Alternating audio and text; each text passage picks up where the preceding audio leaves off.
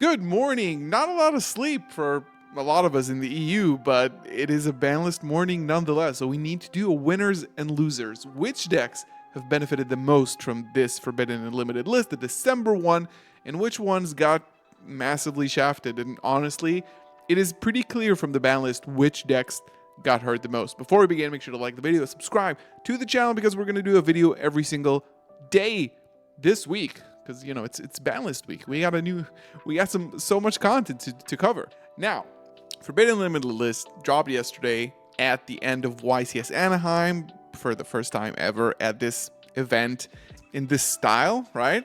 It was awesome. It was awesome. Covered it in my reaction video from yesterday, so go check it out before you watch this one. But here we have the 22 cards that were impacted from yesterday's Forbidden and Limited list, and there are very clear winners and losers. This has been a weekend of a YCS won by one of the new decks from the new set, Ryziel, but it was accompanied by other cards, the Fiendsmith cards from Infinite Forbidden and Rage of the Abyss, that have seemingly creeped up into the format as its own deck, right? Nobody really thought this is TCG creativity. This is why TCG players are just beyond OCG at this point, just because of the creativity level and the fact that Konami really boosts these kinds of engines like Adventure, Kastura, and now Fiendsmith in the TCG. So starting off, speaking of that, with the biggest winner, it is Fiendsmith. The Fiendsmith variants, right? So we have sort of like pure Fiendsmith Kastura, and then the Fiendsmith engine in Ryziel, which won the YCS yesterday. Now here, there is basically not a single card that is even remotely linked to Fiendsmith at all, right?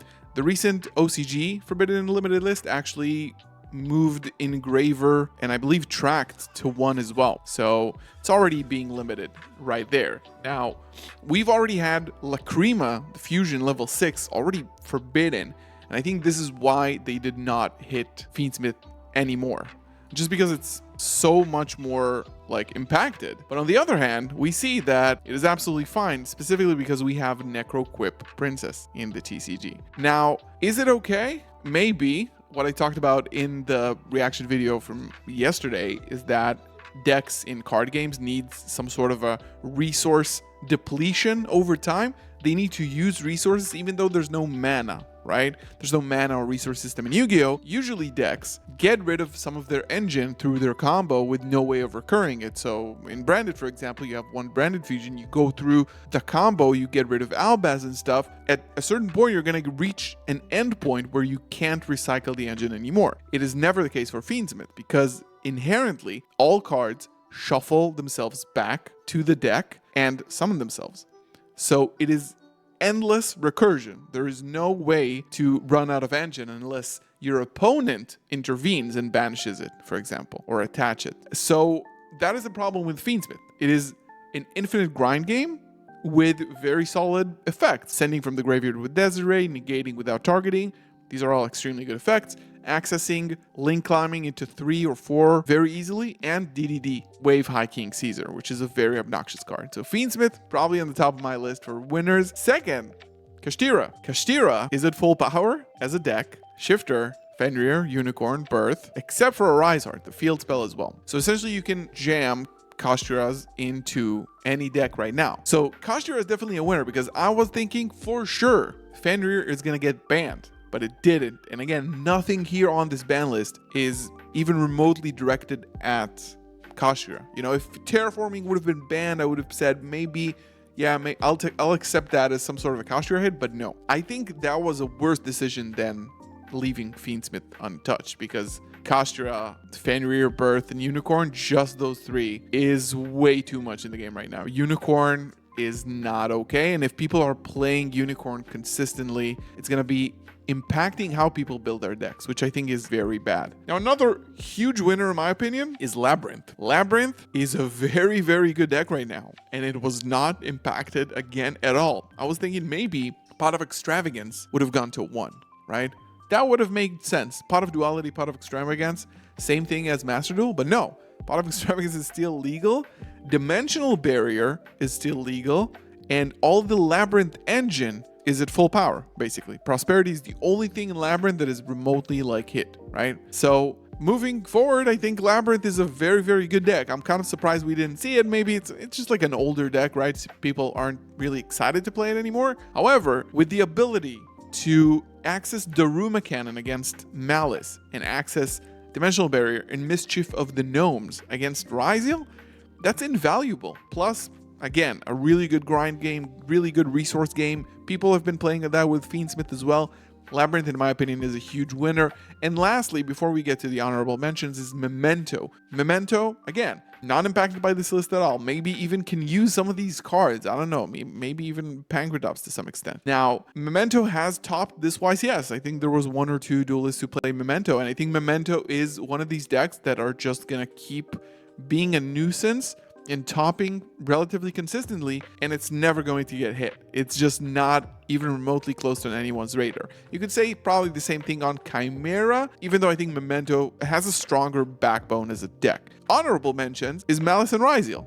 Huge winners, because Shifter is legal for Malice at 3, which is clearly intentional to push the deck, and Bonfire is legal at 3 for, of course, Ryziel. That was obvious, right? They're not going to hit the deck right as it steps out of the gate. So these are huge winners, to be honest. Now, moving on to the losers, it is very clear that Snake Eyes, and specifically Fire King and Rescue Ace, are the biggest losers, in my opinion. Because now, what they've done, essentially, is release a structure deck in Fire King, which had its run. It's had a good run. It won YCSs. It was actually very, very good across a lot of different formats, right? But then they released Olcanix and Rage of the Abyss and then banned original Sinful Spoil Snake Eye. This card, basically what it does, and what it did, is tie the Diabellstar cards into other engines. So essentially you had 9 Diabellstar cards that were Sinful Spoil's Deception, Hollow Zamina as the 10th one, 3 Wanted, which is an incredible card, and 3 Diabellstar, all of which are legal at 3, which I think was a good decision.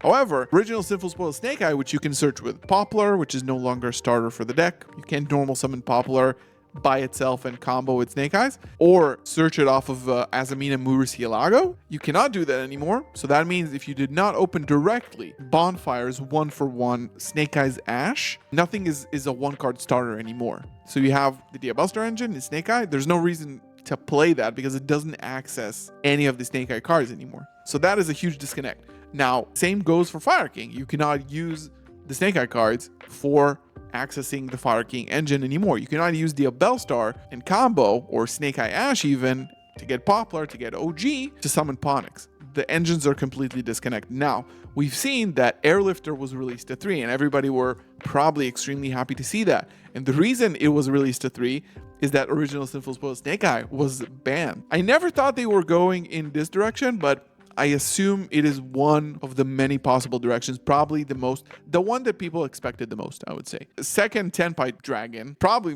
the biggest loser, I don't know, because it's already hit significantly. Now, this deck is a deck that obviously Konami understands that they've done some sort of problem with, or at least the TCG R&D team understands that the OCG have committed some huge crimes when they released this deck. And now the 3 best cards of the deck, the Field Spell, and now Chandra and Kaiman, are limited. Is it going to impact the deck? Extremely. This is going to be Kashira when Unicorn was at 2. It's much worse than that because the deck is going to be extremely inconsistent. You can play 3 Genroku, you can play 3 Fadra and 3 Praida. That's, some like 6 starters. And then you have the Field Spell, you have 1 Kaiman and 1 Chandra. You can access Chandra by banishing Blaster with Gold Sarcophagus. On Banish, it can search a Fire Dragon, right? But it's probably not going to be the same thing. Is it still going to be seeing play? I would assume. Don't come to locals not expecting this at all. But on the other hand, this is a very, very big hit. In addition to Ubel, jury's still out on Ubel. I'm not sure if it's a loser or not, because opening of the Spirit Gates to 3 just came right off the list, right? Went to 1, came back to 3. Probably Konami understood that Sacred Beast players are mad. Are there any Sacred Beast players?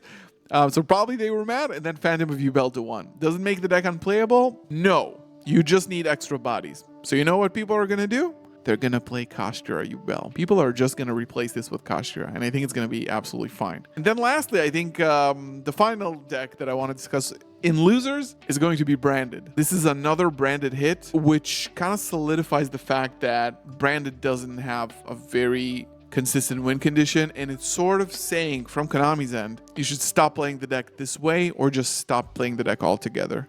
I think I don't like this hit. Much rather have seen Albion get banned because it will continue to be a problem. This is a very, very loose band-aid on a very open and infected wound, because DDD Vice King Requiem exists, and of course Ito the Supreme Magical Force. And Branded Fusion is at 1, which I'm not really sure it has any justification, but I think Konami is also trying to move the format forward, and this is how they do it. They start phasing out decks, and Branded has been around for a while. They've done it with Dragon Link. They've consistently hit the deck a little bit each time until it became a very, very, very clear tier 2 deck that people don't really have success with on YCSs, because they want to give room for the new sets and the new decks. This has been my biggest winners and losers of the December 2024 Forbidden and Limited list. I want to hear your thoughts in the comments. It is very important to me to see those, because maybe I missed out on a deck that you guys know that I don't.